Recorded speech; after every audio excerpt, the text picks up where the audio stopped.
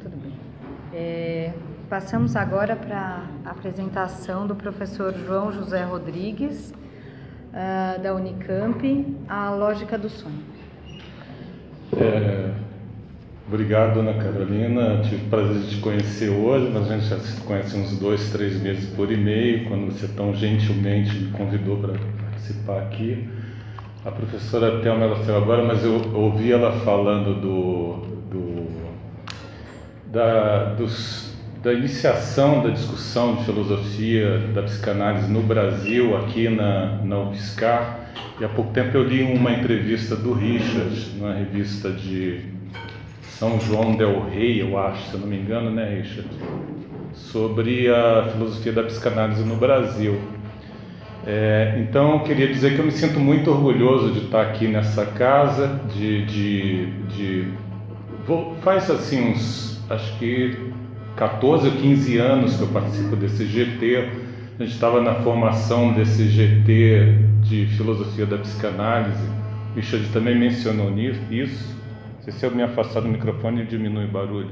Acho que sim. Eu acho que é interferência de celular. Desse celular aqui. Não é. Quando algum celular, quando vai chamar, ele começa com essa interferência. Mas não é esse, não. Tem muitos aqui. Tem muitos, vai saber. Tá bom. O meu tá longe. A gente abstrai, faz de conta que não tem barulho.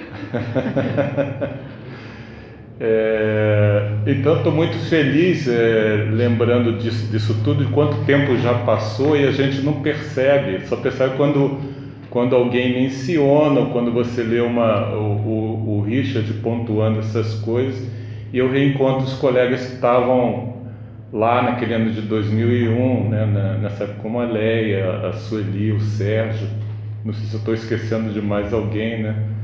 E vendo os resultados hoje, né, que a gente já está espalhado pelo Brasil inteiro, a gente já criou uma outra geração, então eu fico muito satisfeito de participar disso tudo, né? Eu estou aqui em último lugar na jornada de hoje, a gente já está com 1 hora já atrasado, mas eu prometo mesmo de mãos juntas que eu serei bem breve. E a outra coisa é que eu só vou falar coisas que acho que para a maioria de nós, só se houver uma exceção assim impensável, é tudo óbvio, tá? Só vou falar coisas óbvias, então não deve ter nenhuma dificuldade para ninguém aqui, porque é isso que eu queria fazer, esse exercício, e queria recolher o retorno de vocês com relação às coisas óbvias que eu vou falar, porque não é pelo conteúdo do que eu vou dizer, pela forma de apresentação. E em função disso, eu preparei uma coisa que não é muito comum no nosso âmbito filosófico, que são handouts. Eu pediria que se distribuísse aí, porque a forma de apresentação aqui é o que vale, e esse handout tem tudo que eu vou falar numa página só. Não é comum isso no Brasil, né? Mas eu fiquei um tempo nos Estados Unidos, e qualquer conferência de filosofia nos Estados Unidos tem handout ou tem PowerPoint. A gente não usa muito, né? Mas em função do peso que a história da filosofia tem na vida filosófica brasileira. Mas como isso aqui é uma fala formal, ela não tem muito de história da filosofia. Eu vou ler, tá, pessoal? Esse é ponto não muito bom para essa hora da noite, mas com o handout vai ficar mais fácil, também é breve. Suponhamos que fosse possível dividir todas as espécies de filosofias contemporâneas em apenas 4 tipos básicos. Sabemos que não é possível porque precisaríamos, antes de tudo, conhecer todas as filosofias com o rigor que o quantificador nos compromete. Além disso, as 4 teriam que ser claramente delimitadas pela taxonomia, sem nada sobrar.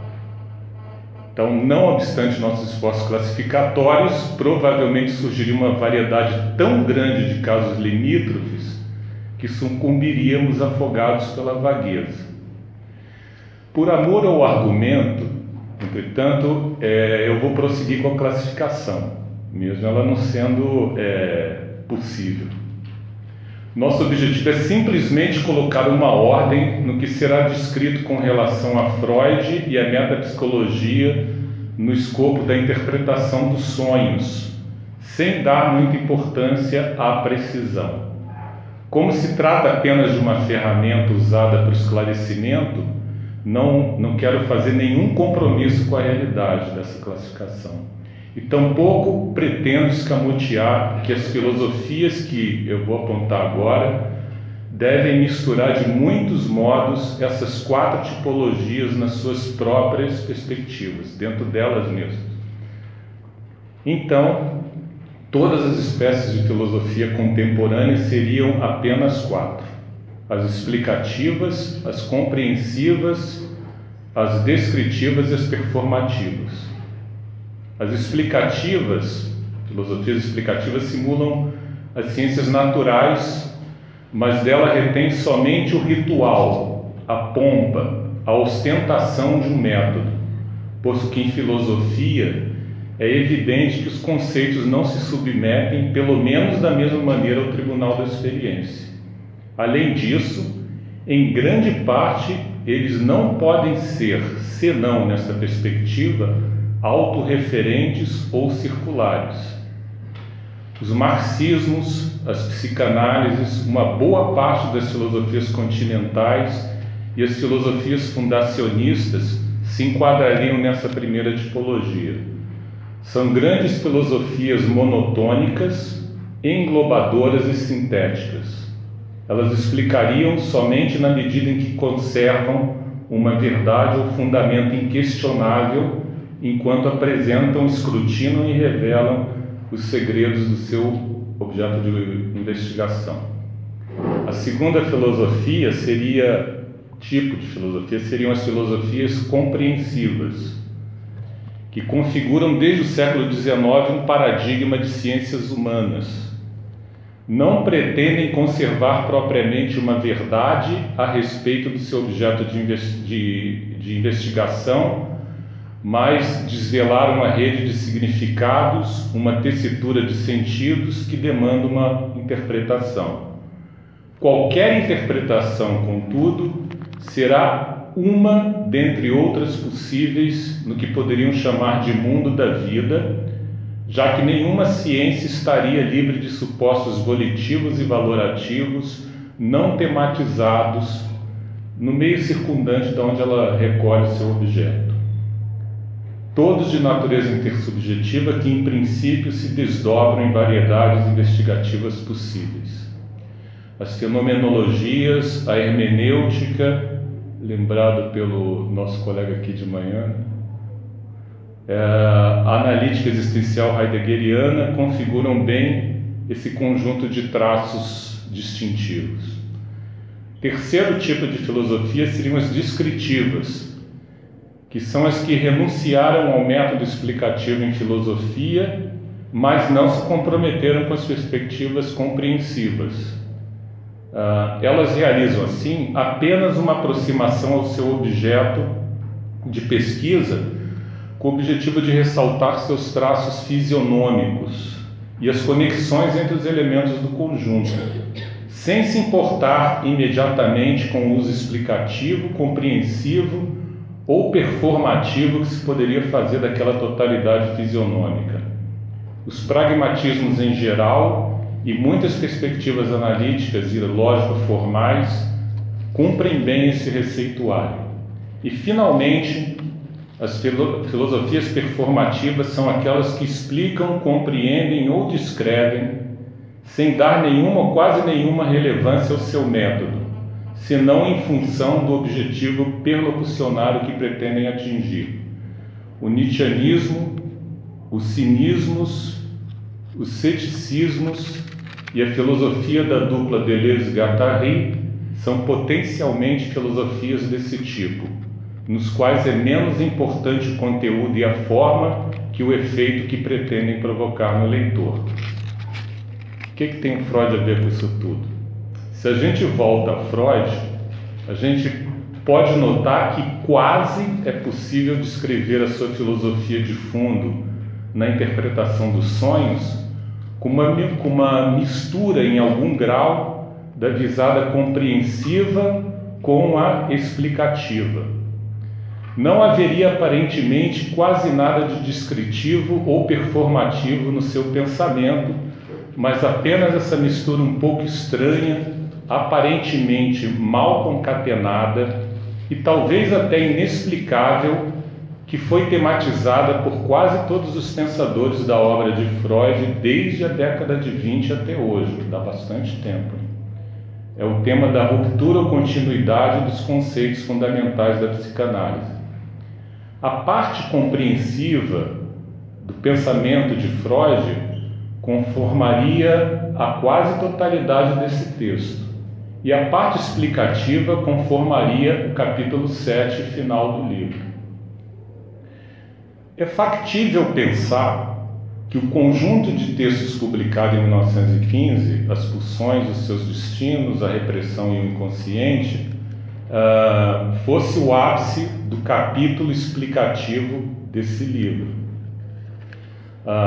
E quanto à interpretação dos sonhos, ela mesma como um todo, fosse uma reelaboração de pensamentos já trabalhados em 1891 em Para uma Concepção das Afasias, em 1895 no Projeto para uma Psicologia Científica, em 1897, por exemplo, nas cartas 39 e 52 a Fliss.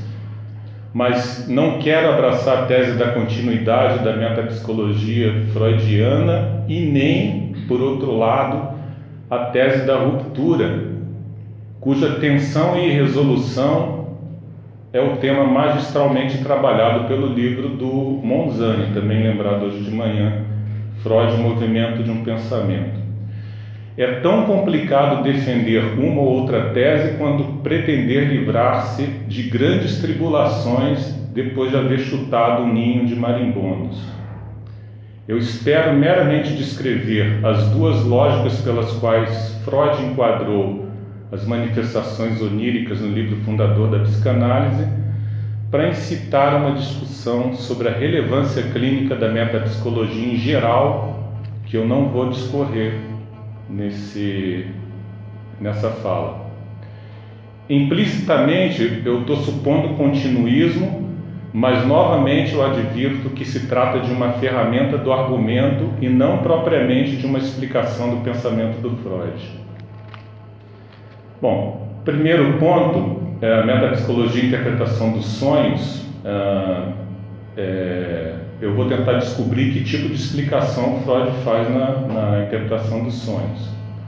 Pensemos primeiramente na metapsicologia de Freud como uma especulação mentalista, não verificável empiricamente, que busca explicar o funcionamento da psicologia de maneira causal para fundamentar a etiologia e a terapêutica da neurose dentro do seu molde tópico, dinâmico e econômico. Suponhamos que seja assim e não uma perspectiva simbólica, interpretativa ou mesmo estruturalista da mecânica dos objetos e das relações mentais. São só suposições, tá? Fazer de conta que ela seja uma explicação mentalista não verificada.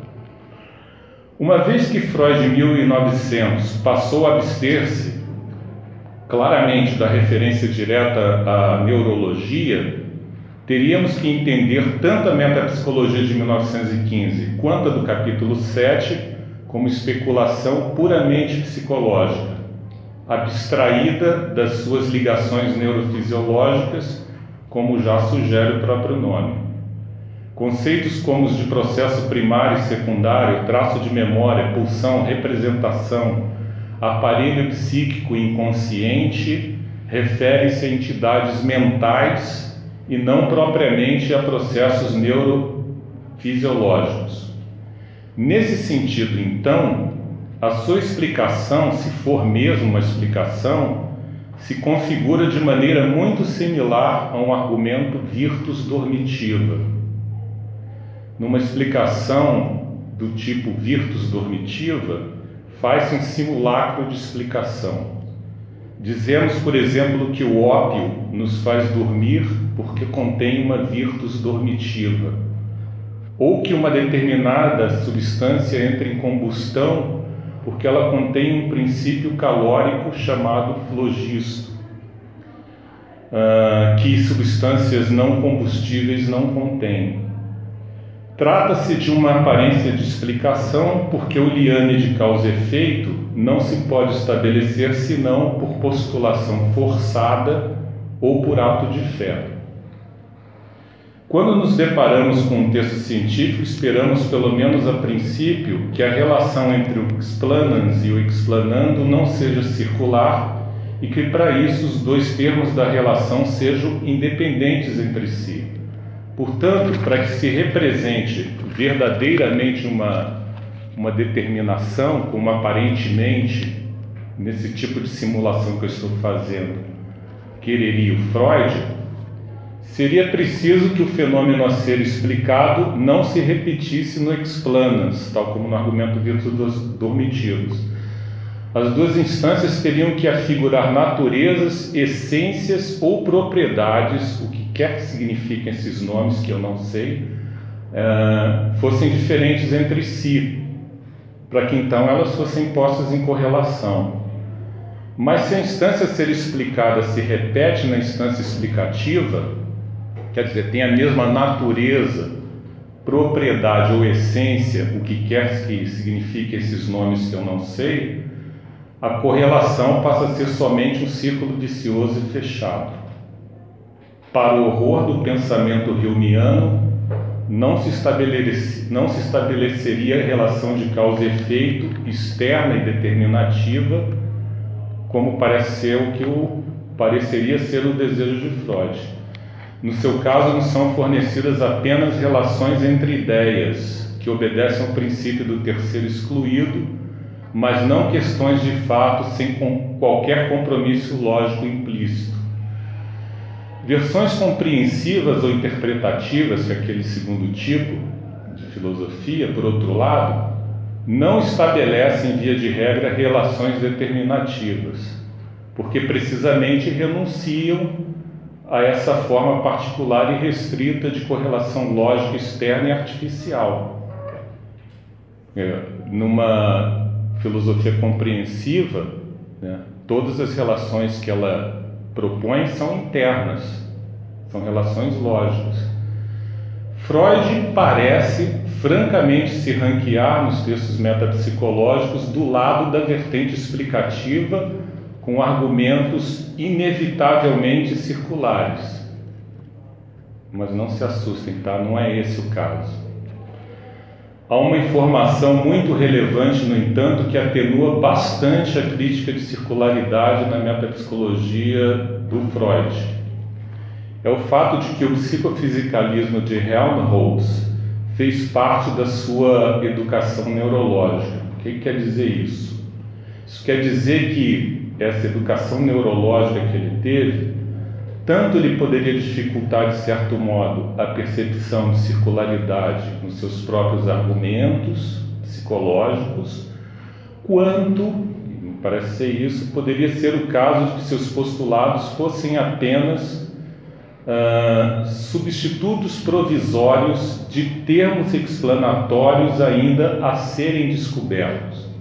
Afinal, como a gente vai ver a seguir no terceiro tópico, o neurofisiológico permanecia sempre no fundo à espera de uma complementação verdadeiramente científica e futura das suas teses, que naquele momento seriam expostas prematuramente apenas pelo interesse clínico da matéria e pela dificuldade técnica da ciência da época. Bom, não vamos, como eu já disse, entrar nas questões epistemológicas. O ponto aqui discutido serve apenas para demonstrar a espécie de explicação que o capítulo 7 pretende propor, a meu ver. Vamos nos voltar agora para a parte compreensiva, também a meu ver, da interpretação dos sonhos, que tem um panorama muito mais alvissareiro, próprio do frescor e do entusiasmo da fundação da disciplina. Vamos recuperar apenas as configurações lógicas da manifestação onírica e da metapsicologia dos sonhos, prefiguradoras da grande metapsicologia de 1915, independente da sua natureza cognitiva. Então, a lógica dos sonhos. E aqui é só uma descrição dos elementos que se conectam nessa capítulo 1 até o 6 da interpretação dos sonhos. Freud parte da assunção, número 1, de que o sonho tem um sentido. Se não tivesse sentido, ele seria trivial e nenhuma interpretação poderia ser aduzida da sua configuração. Este é um postulado interessante de que o sonho tem sentido, porque se a gente quisesse ter uma explicação naturalista do sonho, não seria absolutamente necessário que o sonho tivesse qualquer sentido. Bastaria o sonho como fenômeno incompreensível e a descoberta das leis que o fariam aparecer daquele modo incompreensível, como qualquer outro fenômeno natural do universo. Em contrapartida, aí ele não teria muita graça, porque ele não seria um rebus, como o Freud sugere. Ele não conteria uma mensagem cifrada. Ele seria apenas ele mesmo e as leis que o regem como fenômeno. Isso é, as leis determinativas do sonho não deveriam ser elas mesmas por debaixo do sonho compreensíveis. Mas vemos que não é exatamente isso que o Freud nos comunica. Ele toma o sonho como uma mensagem cifrada, embora não do mesmo modo, ele enfatiza isso no livro, como eventualmente ocorre na religião ou na crença popular. Não se trata do sonho do faraó, relatado no Antigo Testamento, nem de que os elementos do sonho possam ser tomados por símbolos divinatórios. O sentido do sonho, a diferença do senso comum e da religião, são os seus pensamentos, expressos à revelia do sonhador. A decifração do sonho é, então, a revelação dos pensamentos ocultos do sonho. O sonho, modelo que nos é apresentado logo de entrada no capítulo 2, é o sonho da injeção de Irma, riquíssimo em detalhes, tão excessivo, profuso e misterioso quanto é enigmática a fauna e a flora amazônicas.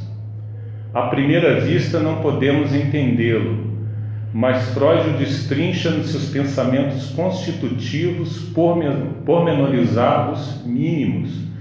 São eles que estão associados a cada palavra, a cada imagem e até a cada pedaço que eventualmente compõe uma imagem, uma palavra, de modo que não podemos tomar meramente palavras e imagens como unidades discretas sequer numa interpretação dos sonhos. Os pensamentos estão disfarçados ali como um bicho dissimulado no meio do cipoal. O que fazem ali os pensamentos? Por que teríamos que acreditar que são pensamentos?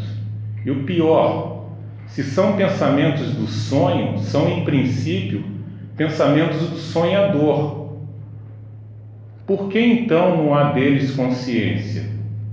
E aqui temos o segundo postulado, o postulado 2, o sonho é a realização de um desejo. Na maior parte das vezes, de um desejo que desconhecemos. A partir do capítulo 3, Freud nos apresenta vários outros sonhos para provar esse ponto. Alguns deles incrivelmente distantes de qualquer coisa que qualquer pessoa em sã consciência poderia dizer que realizam desejos, como, por exemplo, sonhos ligados à morte e a situações de pavor ou repulsivas. Não importa, o objetivo do autor é comprovar sempre o segundo postulado: todos os sonhos são, sem exceção, realizações de desejo. Convencidos desse ponto, temos então que considerar que o sentido dos sonhos são os seus pensamentos, e estes comparecem no sonho não porque querem. Não há autonomia nos pensamentos, do mesmo modo que em Hume a razão é uma serviçal das paixões. Os pensamentos no Freud são também escravos do desejo.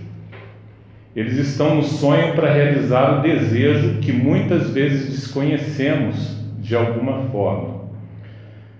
Resta-nos agora somente saber por que estes pensamentos e desejos estão cifrados e por que nos é vedada a consciência deles, de tal modo que não parecem ser nossos e nem parecem ser de desejo. Para isso é preciso então um terceiro postulado, o de que, número 3, pensamentos são cadeias associativas formadas por representações, e estas são consideradas como unidades mínimas de veículo de informação ou de significado.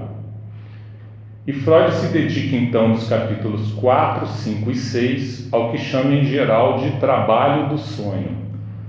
Tudo isso configura o seu postulado 4, o da distorção dos sonhos, além das regras que lhes são correlatas. Há regras para essas distorções dos sonhos. E aos 3 primeiros postulados. Essas regras são correlatas à distorção dos sonhos e aos 3 primeiros postulados. São de que o sonho tem sentido, o sonho é a realização de desejo, e pensamentos são cadeias associativas de representação. Bem,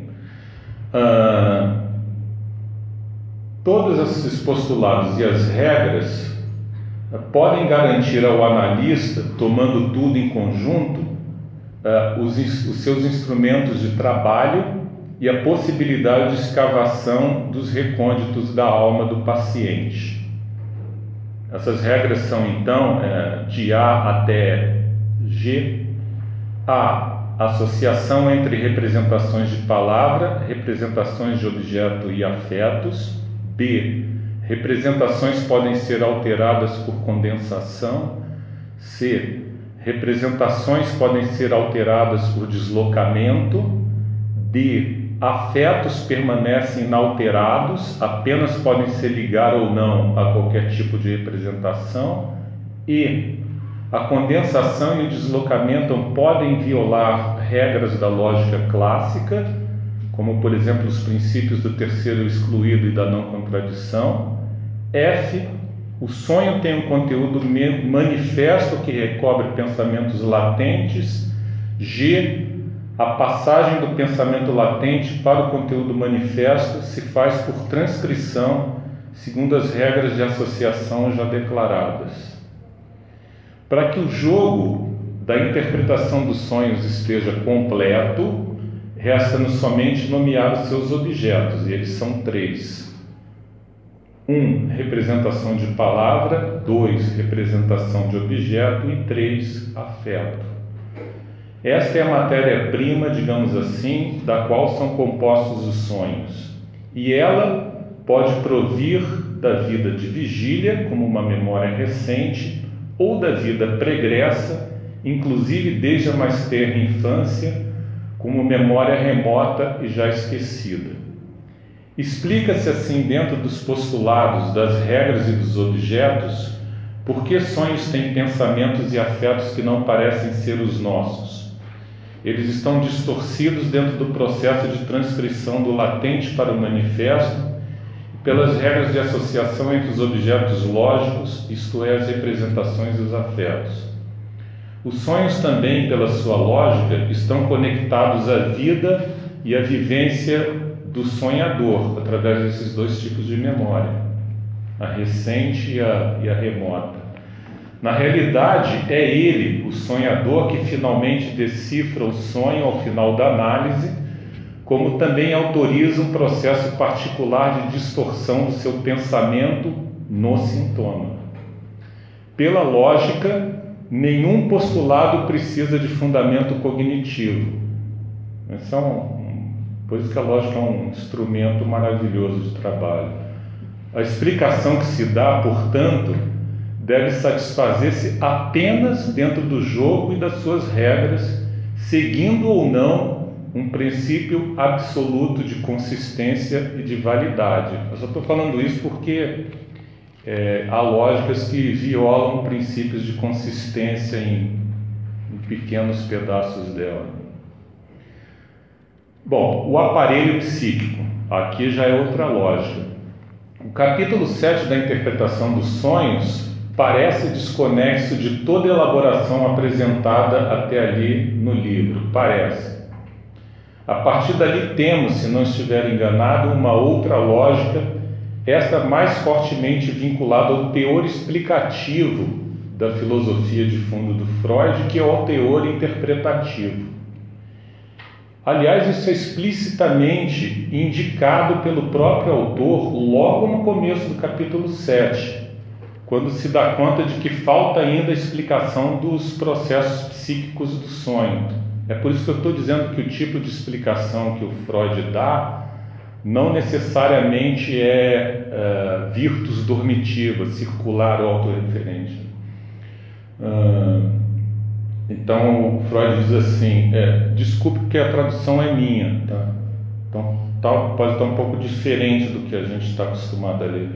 Depois de clarear tudo o que concerne ao trabalho de interpretação, observamos quão incompleta permanece a nossa psicologia dos sonhos. Está logo no começo do capítulo 7, e logo a seguir ele diz: a partir do momento em que queremos penetrar mais profundamente nos processos mentais dos sonhos, todas as veredas desembocam na escuridão. Então, o Freud gostaria de ter a explicação, mas reclama que não há conhecimento psicológico suficiente constituído até aquele momento para que uma explicação no sentido pleno da palavra pudesse inferir esse conhecimento como base da correlação necessária para dar conta dos sonhos, em termos explicativos. Por esse motivo, a sua explicação se vê obrigada a ser nada mais do que uma série de supostos.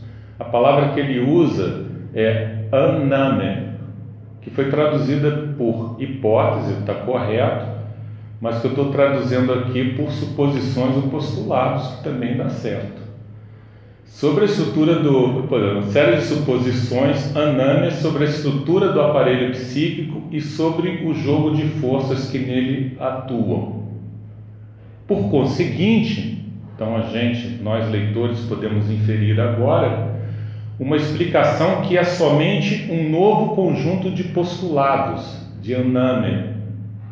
E isto é, vamos deixar isso bem claro, apenas mais uma lógica, proposta provavelmente enquanto se espera pelo conhecimento dos processos mentais que poderia chegar no futuro e nos retirar finalmente da escuridão científica. Como é que eu estou de tempo? Ainda tem uns 10 minutinhos. 10 minutos. Como isso tudo que eu vou falar assim sobre a lógica do aparelho psíquico deve ser óbvia para todo mundo aqui, com raras e honrosas exceções, eu vou pular, tá? Tem problema? Não, né? Então eu vou já para a parte final sobre as duas lógicas de Freud. Faz de conta que eu falei da segunda lógica também. Falei da primeira, faz de conta que eu falei da lógica do aparelho psíquico que todo mundo aqui conhece. Porque eu só estou falando obviedades aqui para todo mundo. Então, as duas lógicas de Freud. Duas lógicas não são preferíveis uma à outra. São apenas dois jogos diferentes lado a lado. Um jogador pode, se quiser, jogar os dois jogos, se jogar um jogo de cada vez. Ocorre que Freud pretende concatenar as duas lógicas. E como vimos, a segunda dessas lógicas como postulado hipotético do primeiro, formando-se assim um terceiro jogo. A mera concatenação de duas lógicas distintas não provoca necessariamente algum problema de consistência. Não necessariamente. Para um sistema lógico que não seja paraconsistente, a condição de consistência consiste somente em não comportar nenhuma contradição semântica ou sintática. Assim, basta apenas que entre os dois subsistemas freudianos, agora conectados, não haja uma fórmula tal que tanto ela e a sua negação sejam verdadeiras. Condição que a conexão realizada por Freud entre as duas lógicas parece cumprir. Beleza, não tem problema nenhum. Ou seja, se a lógica dos sonhos sozinha poderia gerar múltiplas interpretações, a lógica do aparelho psíquico vai escolher apenas uma como correta. Como nos diz o autor no capítulo 7 da Traumdeutung, mesmo que porventura não seja possível interpretar todos os sonhos, é sempre possível ir um pouco mais longe, pelo menos o bastante para chegar à convicção de que o sonho é uma formação rica de sentido e, principalmente, para chegar a uma noção desse sentido. Mas qual de muitas interpretações possíveis é aquela que faz sentido? Freud nos dá uma pista. Quando ele, nesse caso ele está falando do intérprete iniciante, tem em mãos uma interpretação completa do sonho. A riqueza de sentidos é coerente e dá resposta para todos os elementos do conteúdo do sonho. Tá? Isso é possível por causa da conexão entre as duas lógicas. Por que isso seria possível? Simplesmente porque, segundo a lógica do aparelho psíquico, aí eu cito ele, o sonho é um substituto de uma cena infantil. O sonho é uma regressão ao passado, a condição mais primitiva do sonhador. Tá? Isso é possível, está na conexão entre as duas lógicas. Portanto, o desejo representado no sonho tem de ser um desejo infantil reprimido. Chegar a essa representação recalcada do sonhador desvendará o sentido do sonho. O que pretendo demonstrar aqui é que, se for possível acoplar a uma lógica compreensiva outra explicativa, os dois vagões em conjunto passarão a obedecer uma condição bivalente de verdade, reduzindo dramaticamente a pletora de sentidos possíveis na primeira lógica a apenas um sentido na segunda lógica. O paciente da primeira lógica, autônomo diante da multiplicidade de possíveis interpretações, perde praticamente a sua agentividade diante da interpretação única descavada com a ajuda do analista. Conclusão: não sou partidário da filosofia compreensiva nem da filosofia explicativa. Apenas descrevo essas duas características do pensamento do Freud para indicar que é possível, logicamente, se o dividirmos em dois, recuperar tanto um Freud compreensivo quanto um Freud explicativo sem perda de consistência. Diria ainda que o primeiro é mais favorável à clínica dinâmica e o segundo a uma clínica psicofarmacológica, caso as intuições hipotetizadas no aparelho psíquico se confirmem nas neurociências atuais. E aqui eu menciono um artigo de 2011, menciono, não cito, né?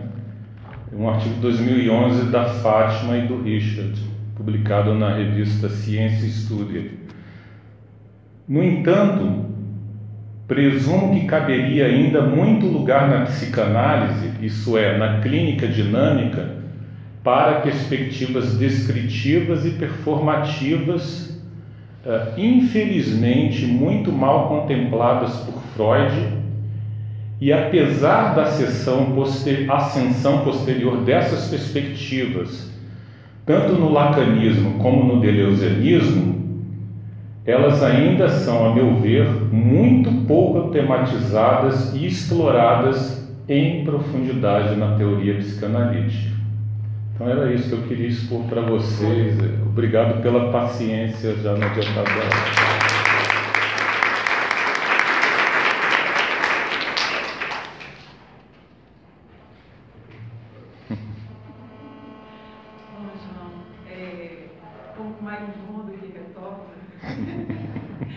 A minha pergunta, provocação, é justamente sobre o caráter performativo do Freud, que, a meu ver, se coloca na dimensão do estilo da escrita freudiana. Há uma passagem no Xixes que o Freud diz: será que podemos falar sem considerar aquele que nos escuta? Né? Então ele vai defender justamente, inclusive em torno daquele xixi dos dois judeus, né, na estação de trem. há também, é um trabalho que eu já apresentei no evento em Curitiba, que você também estava, como a interpretação dos sonhos toda é construída de um modo performático, digamos assim, na relação de Freud com o leitor, que o leitor só consegue hipotetizar uma interpretação dos sonhos se ele se incluir como sonhador, se ele pensar em relação ao próprio sonho. Então, eu queria te colocar um pouco como provocação para discutir um pouco se a dimensão performativa do Freud não está no estilo. Eu acho que é possível, claramente por causa da psicanálise como fundação da psicanálise, especialmente nesse livro, agora, e quase que na maioria dos livros de Freud não, nesse livro, não, a maioria deles não, nesse livro sim, com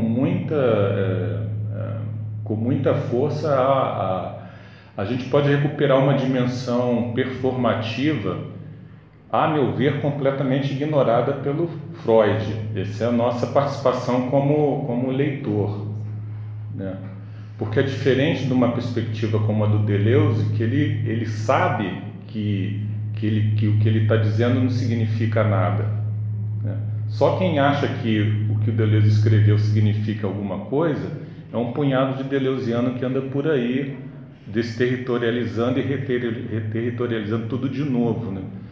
Mas o Deleuze e o Guattari sabiam que eles queriam apenas o efeito perlocucionário, ao passo que Freud não sabia. Isso é um efeito da análise, né?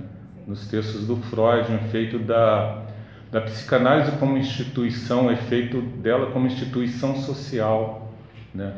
Não sei, eu acho que eu tenderia a concordar mais com o seu primeiro argumento, ou seja, da ação do leitor, que acaba atribuindo ao Freud esse caráter performativo que ele não tinha...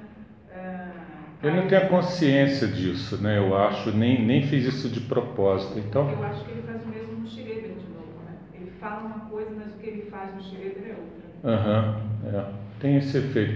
Agora, eu não acho isso nos textos metapsicológicos de 1915, né? Eu fico horrorizado com os textos de 1915, porque eu percebo o Freud explicativo com muita força nos textos dele, né?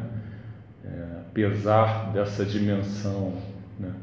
Agora, aqui, o que eu estou pensando, Sueli, não é propriamente na psicanálise como clínica, porque você é psicanalista e você tem uma sensibilidade muito grande à dimensão performativa da psicanálise. Eu pensei nesse texto que eu escrevi no GT de Filosofia e Psicanálise. E eu pensei, lamentavelmente, por uma parte, por outra parte eu tenho muito orgulho da nossa história, mas eu tenho uma outra parte da nossa história em que a gente se apresenta muitas vezes de uma maneira explicativa e pseudocientífica, porque a filosofia não consegue ser ciência, mas se apresenta com essa pompa. E a gente deita fora essas outras duas dimensões que estão presentes, como você constata, já desde a interpretação dos sonhos, talvez desde antes, desde o verbete histeria que o Richard estava lembrando algumas horas atrás. Então, a minha provocação, devolvendo já a sua, que é para a gente prestar atenção que, apesar de nós termos as duas primeiras dimensões, nós também temos as duas últimas e a gente está usando mal, a meu ver.